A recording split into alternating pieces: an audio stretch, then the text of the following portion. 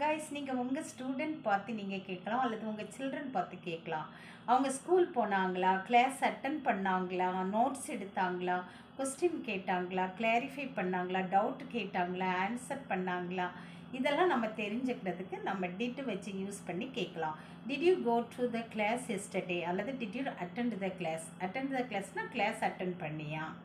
Did you take notes எழுதியா. Did you வந்து take the notes. அப்புறம் வந்து did you do your class work. உன்னுடைய கிளாஸ் ஒர்க் வந்து நீ பண்ணினியா. Did you do your homework பண்ணினியா. Did you complete your homework. Okay.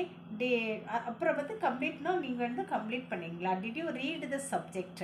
Okay. Did you ask any question to your teacher. அல்லது did you participate the டிஸ்கஷனில் நீங்கள் participate பண்ணினீங்களா. Did you ask any question. Did you answer to the question. Okay. Did you ask the question? நீங்கள் ஒரு ஏதாவது question நீங்கள் கேட்டிங்களா கிளாஸில். Did you discuss the subject. Okay. Discuss பண்ணிங்களா. Did you review the subject. Okay. Review பண்ணினீங்களா. Did you write the essay எழுதினீங்களா. Did you write the poem எழுதினீங்களா. Did you do solve the problem நீங்கள் ஏதாவது solve பண்ணிங்களா.